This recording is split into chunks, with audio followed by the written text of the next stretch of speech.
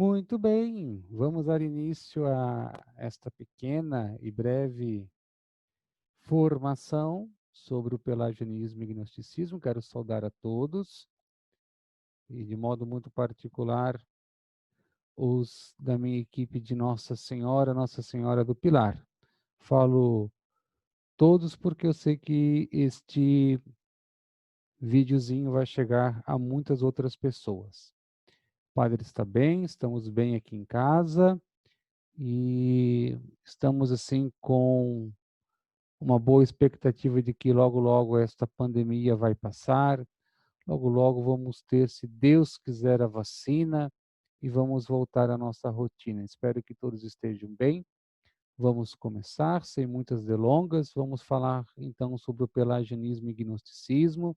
O padre também quer complementar falando um pouquinho sobre o semi-pelagianismo e também aprofundar um pouco sobre a teologia da graça.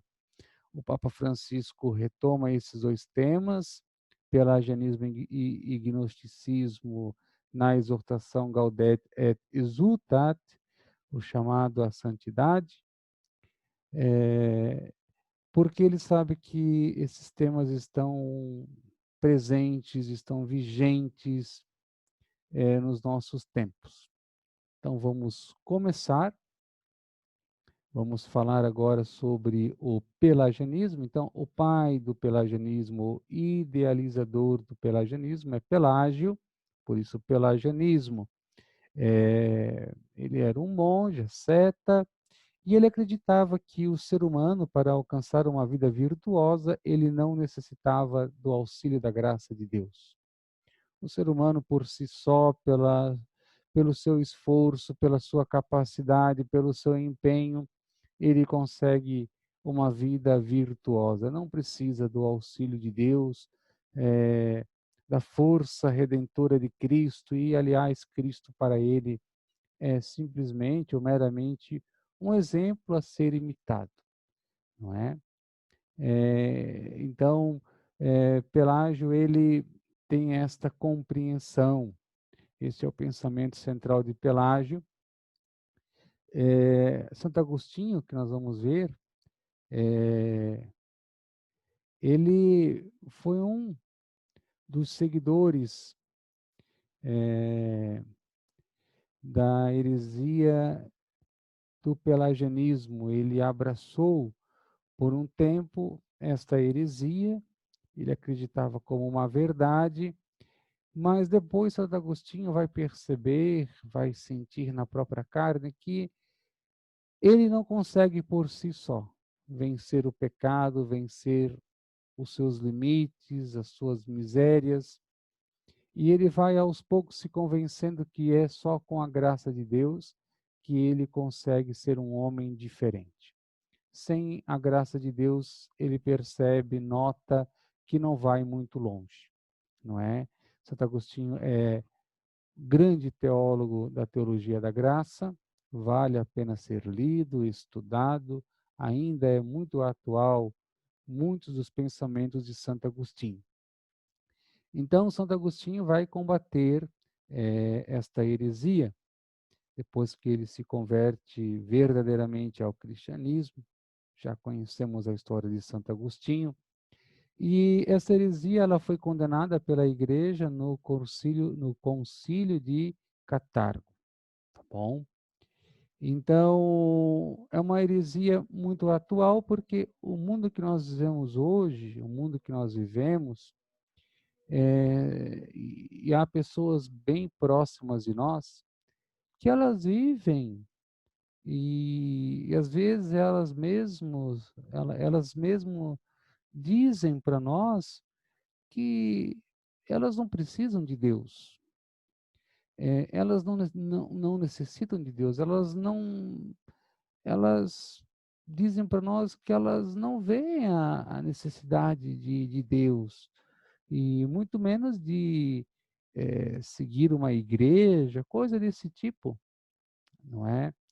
Então é muito presente, é muito atual esta heresia, não é? As pessoas acharem que se bastam a si mesmas, as pessoas, e que elas não precisam de Deus, e que elas estudando, elas trabalhando, elas se empenhando, elas alcançam o que elas querem, elas podem e, e podem ter uma vida virtuosa, não é?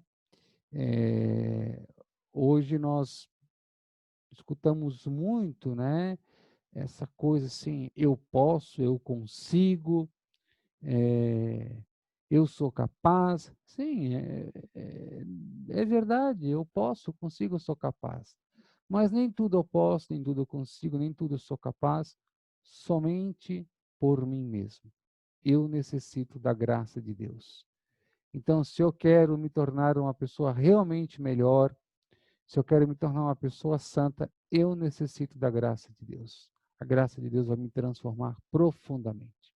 Vou ser uma nova criatura, como nós bem sabemos. Paulo nos diz isso na segunda carta aos Coríntios, capítulo 5, versículo 17, se eu não estou enganado. Quem está em Cristo é uma nova criatura. Então, se queremos ser novas criaturas, necessitamos da graça de Deus. Claro que não só da graça, mas também é necessária a nossa colaboração. Há uma máxima na teologia que é a seguinte, não é? A graça supõe a natureza. Então, a graça de nada pode fazer por mim se eu não colaborar, se eu não me abrir a ela, se eu não for dócil à graça de Deus. Então, se queremos uma vida realmente virtuosa, precisamos contar com a graça de Deus. Não nos bastamos. Mas o mundo que nós vivemos, o mundo. E aqui eu não estou condenando o mundo, entende? Não quero ser pessimista. Eu falo o mundo que eu falo aqui, eu estou me referindo às pessoas, não é? As pessoas, há muitas pessoas que elas destituem Deus de sua vida e pronto, não é? Seguem a sua vida, buscam os bens materiais, é, buscam o dinheiro, buscam o sucesso, e isso para elas é o suficiente.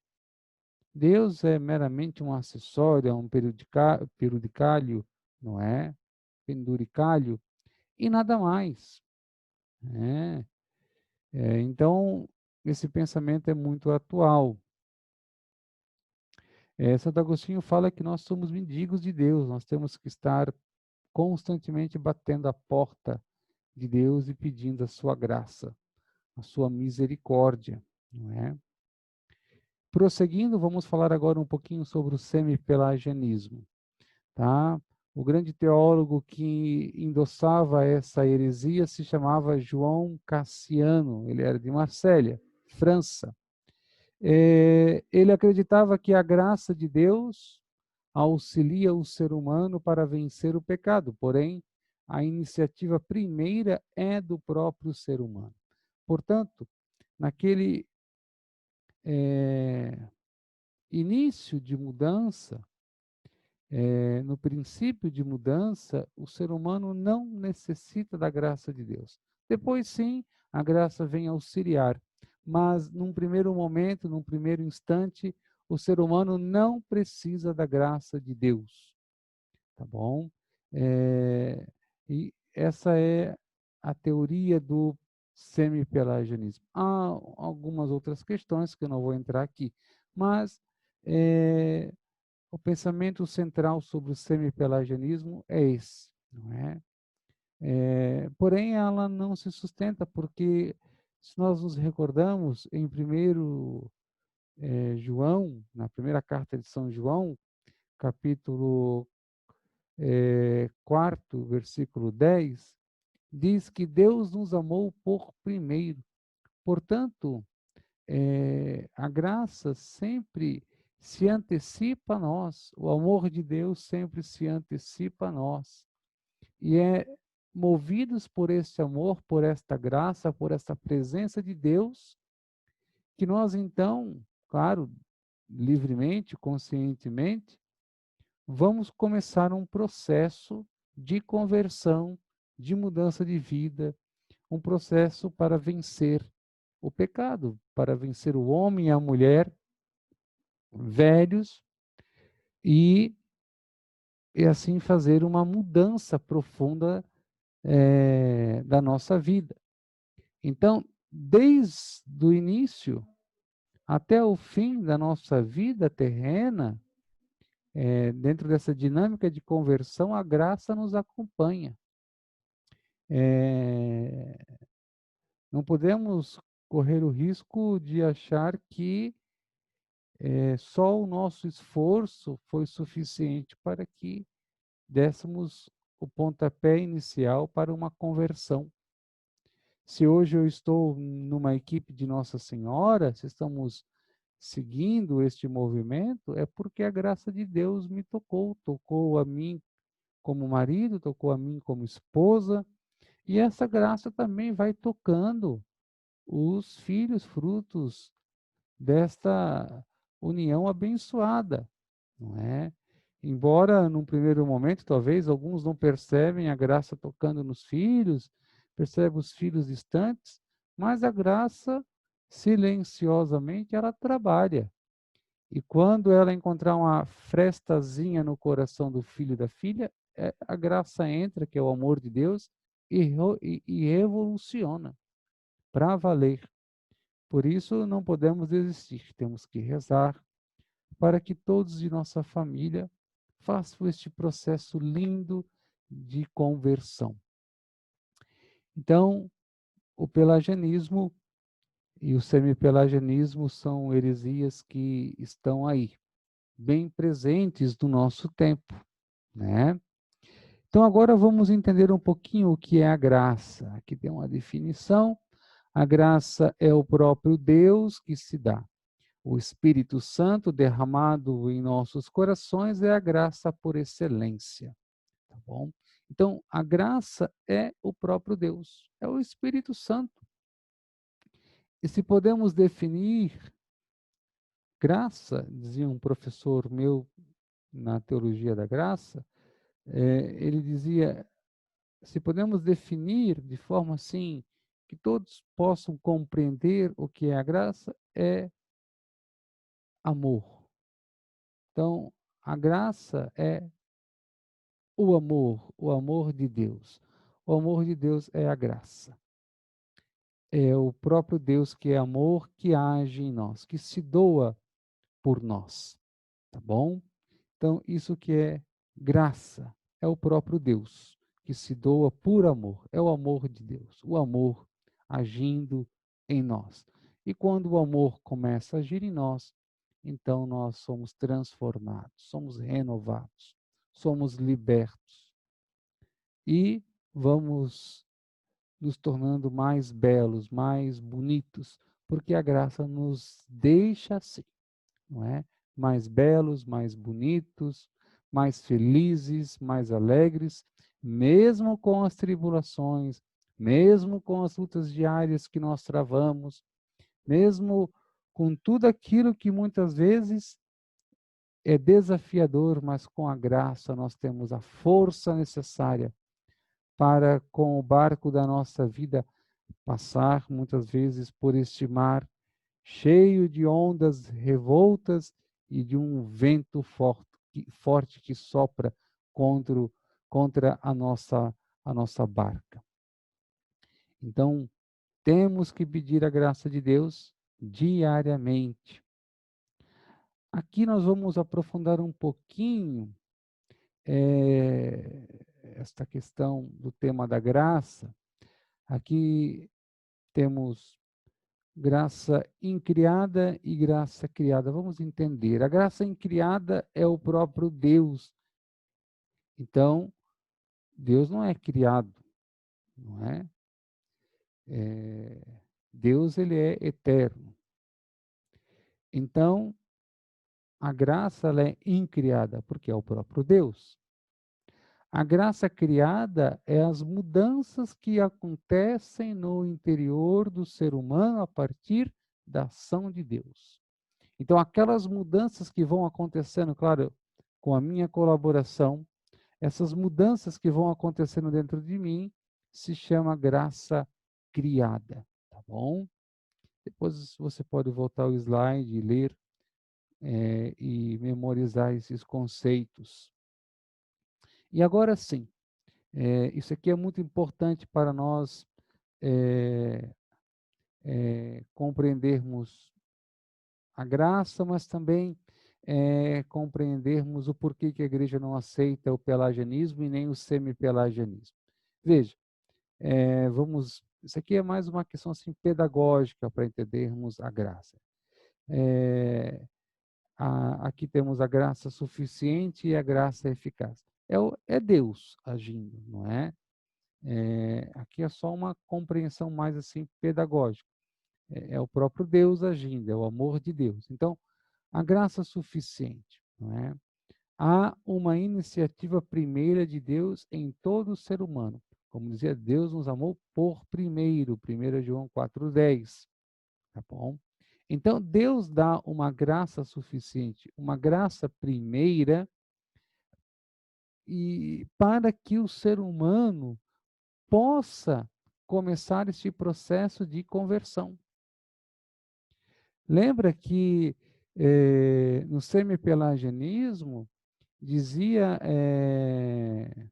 João Cassiano que o ser humano, quando ele começa esse processo de busca da virtuosidade, ele não precisa do auxílio da graça, num primeiro momento. Só depois, não é? Só depois que a graça vai auxiliando, mas no primeiro momento o ser humano não precisa da graça. Mas a teologia da graça, a igreja nos ensina, não. A graça nos acompanha do começo ao fim. Então, no início do meu processo de conversão, naquela experiência que eu tenho com Deus, com o seu amor, aquele impacto é, que nos deixa assim encantados, até bobos, né? Os recém-convertidos querem até evangelizar árvores, né? Eu fui um desses. Então, esse encanto todo, não é? Esse amor na alma que a gente sente, essa profunda consolação, é o toque da graça. É essa graça suficiente que nos dá este impulso e começa um processo de conversão, não é? Inicia-se um processo, um caminho de conversão, porque não é porque eu tive uma experiência com Deus que eu estou convertido, como muitos dizem. Não, a conversão ela é diária, ela é para a vida toda. Eu nunca estou pronto. Eu sempre estou num processo de feitura. Sempre eu posso ser mais. Sempre posso ser mais. Sempre posso avançar. Nunca cheguei ao suficiente. Sempre posso ir além. Se eu for me abrindo para a graça de Deus, mais Deus vai trabalhando na minha vida. Mais eu vou me tornando parecido com Jesus Cristo, não é? E aí temos a graça eficaz. Esta se consegue com uma vida de oração, com uma vida interior. Então, uma uma imagem para nós entendermos um pouco esta graça suficiente e graça eficaz. Quando eu compro um carro e eu vou retirar este carro da concessionária, a concessionária coloca um pouco de gasolina no meu carro para que eu possa ir até o posto de gasolina. Então, eu recebo o carro com uma gasolina suficiente, com gasolina suficiente para ir até o posto, para ir até o posto. Porém, se eu quero chegar ao meu destino, e o nosso destino como cristãos é o céu, é a salvação, então se eu quero chegar ao meu destino, eu preciso abastecer o meu carro. Então, uma vez que eu chego no posto com a gasolina suficiente que foi colocado pela concessionária, eu abasteço o meu carro, encho o meu tanque, então agora eu posso ir ao meu destino. Vamos imaginar de Joinville a São Paulo. Então eu vou abastecer o meu carro para chegar ao meu destino. Então, eu tenho uma graça primeira para começar este processo de conversão, e depois, esta graça eficiente não basta, precisa da graça eficaz. E ela se consegue numa vida de intimidade com o Senhor, numa vida de oração. Sem vida de oração, sem vida interior, sem comunhão, sem vida espiritual, nós não nos santificamos. Não basta só a experiência primeira que tivemos com Deus, esse encontro pessoal. Então é preciso buscar sempre estar se alimentando de Deus, de ter uma profunda amizade com Deus, de ir cada vez mais para águas mais profundas na nossa vida espiritual. É isso que o Papa nos pede, pede aos casais uma vida de santidade, então uma vida de oração. Um casal que quer se santificar tem que ter uma vida de oração. Sem oração, não consegue se santificar, mesmo que tenha tido um encontro com o Senhor. E para concluir sobre esta questão da graça, eu queria ainda diferenciar a compreensão de graça de nós católicos para a compreensão de graça dos nossos irmãos evangélicos, não é? Veja, para os irmãos evangélicos, a graça de Deus, ela não atua no interior do ser humano, não atua. A graça de Deus, ela é meramente externa ao ser humano, e o padre vai explicar isso. Para os protestantes, isso já é uma ideia de Lutero, quando a pessoa faz um encontro com Jesus Cristo, que ela encontrou Jesus, como dizem nossos irmãos evangélicos, esta pessoa ela recebe uma capa. E essa capa esconde os seus pecados, esconde as suas misérias, e quando o Pai olha para mim, né, olha para a pessoa revestida desta capa, coberta por esta capa, o Pai, ao invés de enxergar aquela pessoa pecadora, ele enxerga o seu filho Jesus. Então a graça não atua no interior, no coração da pessoa, mas ela simplesmente é uma capa que cobre o pecado, a nudez, a imundície do pecado, e o pai enxerga, vê ali o filho, que é o próprio Cristo. Então, essa é uma compreensão dos irmãos protestantes. Agora, para nós católicos, não. E por isso podemos ser santos. Por isso que temos santos. Porque a graça, ela atua, ela começa a atuar de dentro para fora. E Jesus diz: o que torna o homem puro não é aquilo que entra nele, mas é aquilo que sai.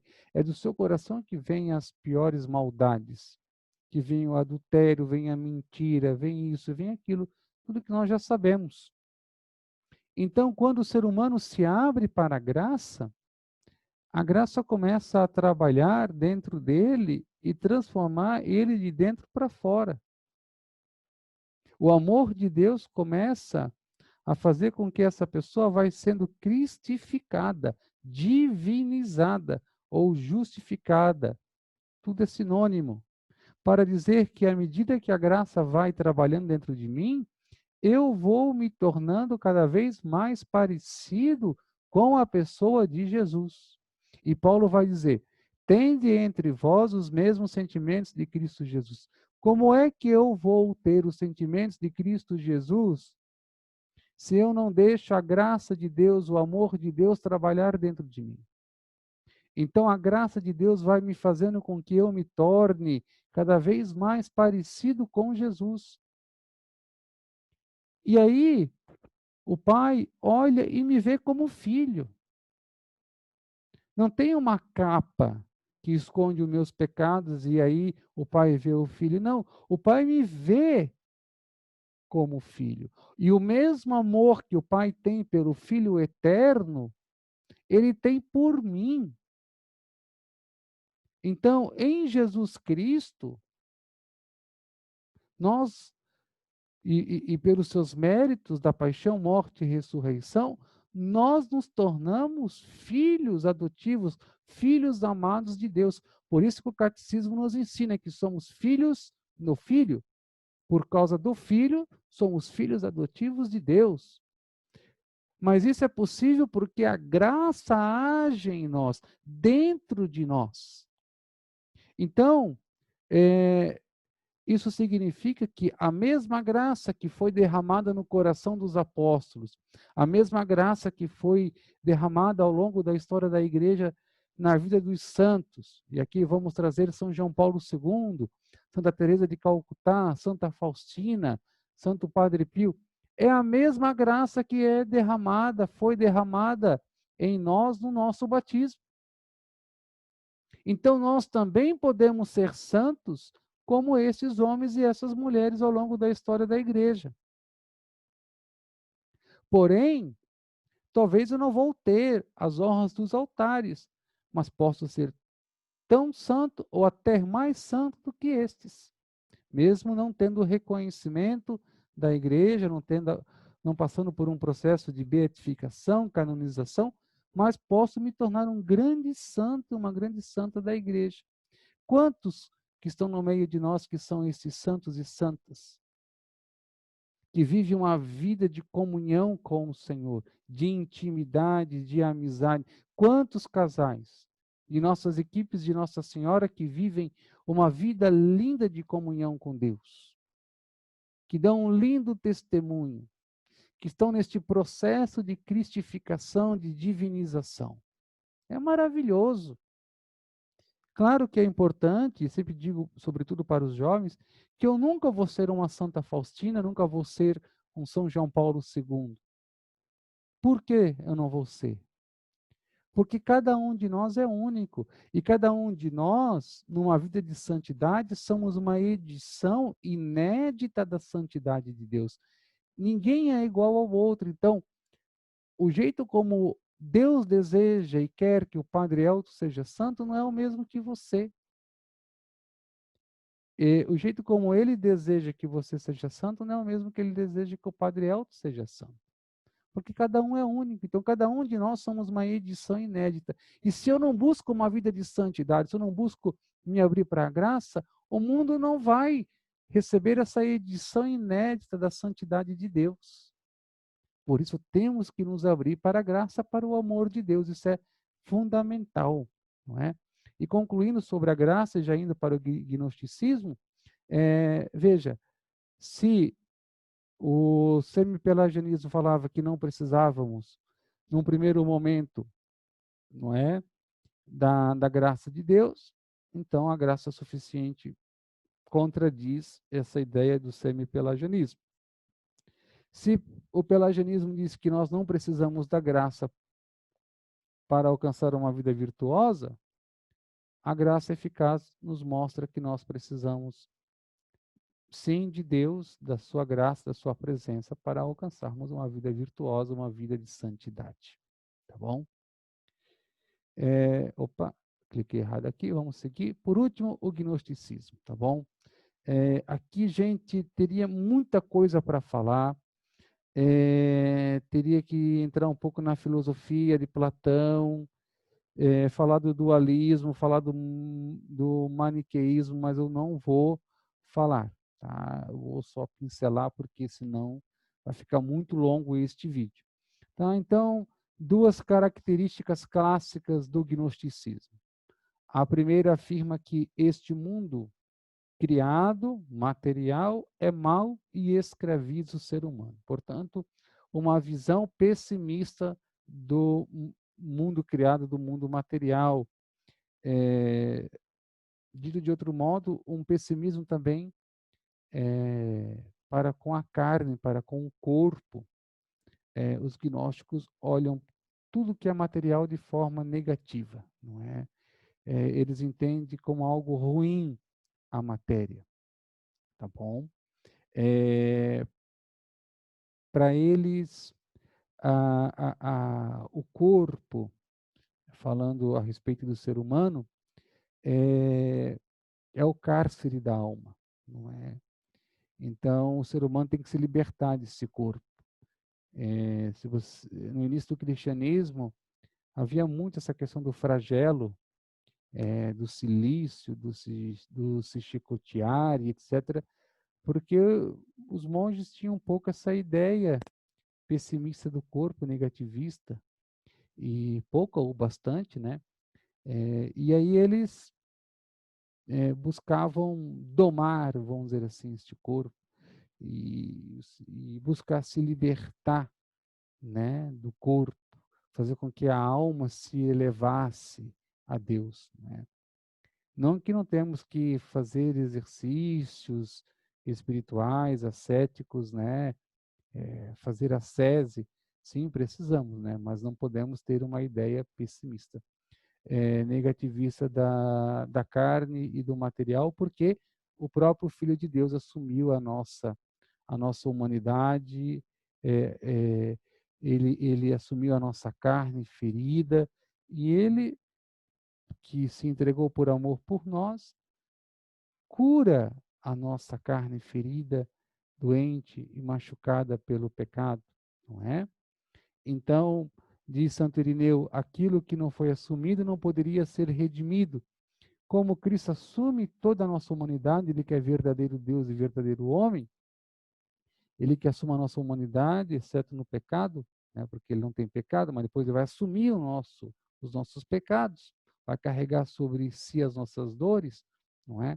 Por suas chagas somos curados. Então, ele assume tudo.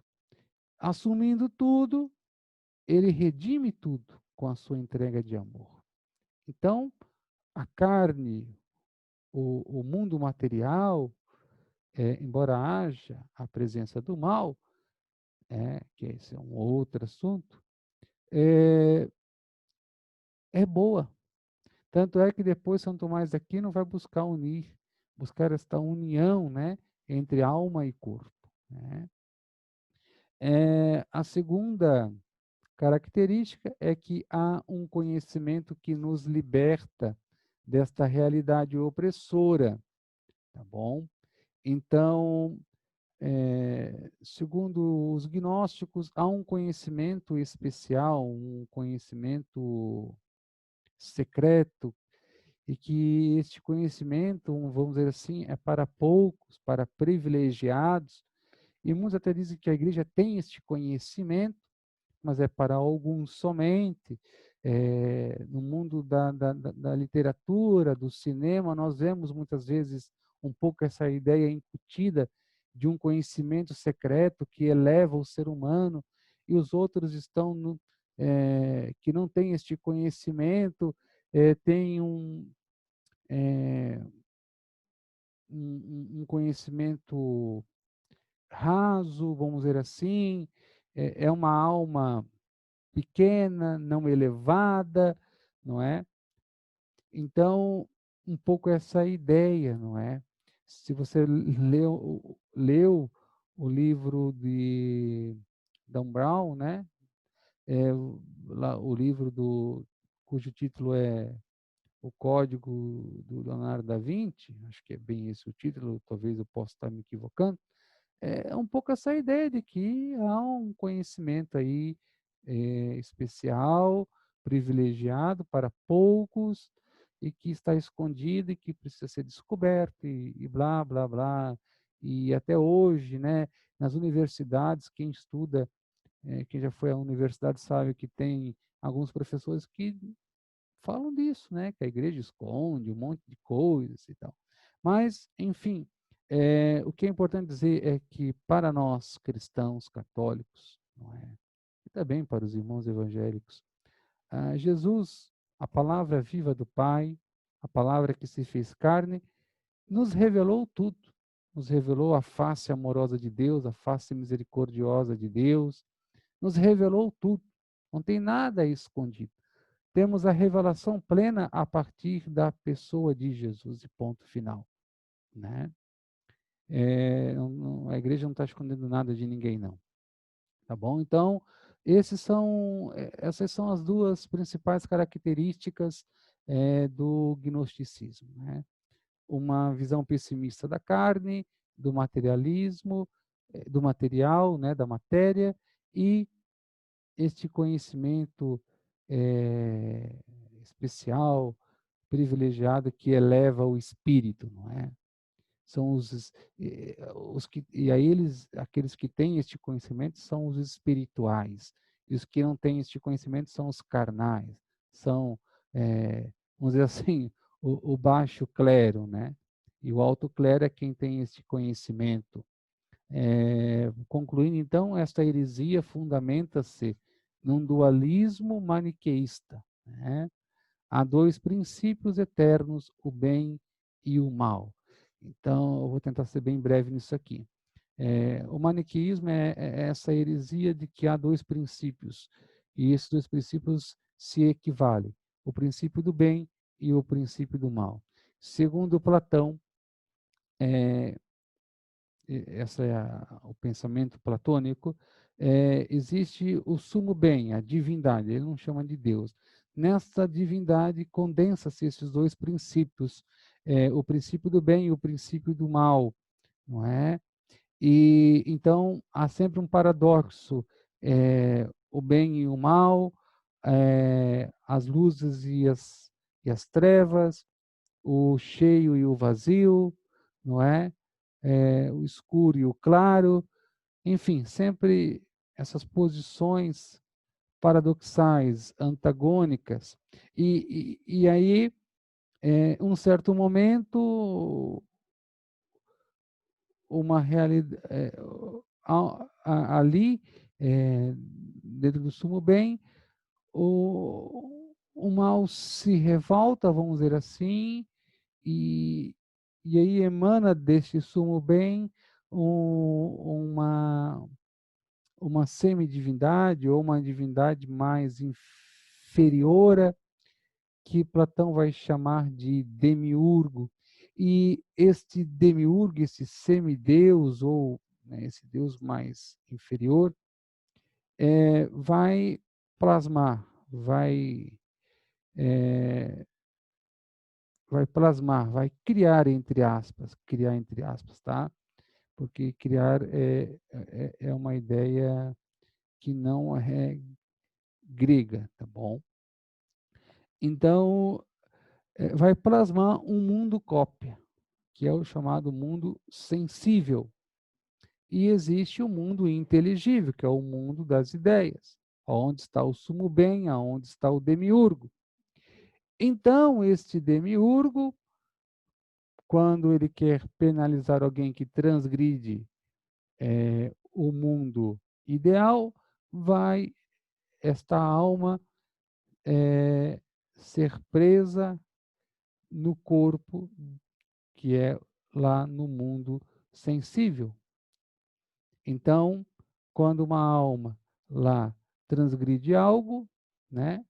Então, para ser penalizada, ela então vai para o corpo. Então, a alma, o corpo é o cárcere da alma.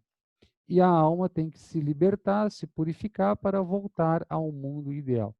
Entendeu? Então, esse dualismo, né, entre mundo inteligível e mundo sensível. E por isso essa ideia de que o material ele é ruim, não é? E o que vale, o que é o mais importante é a alma, é o espiritual e nada mais.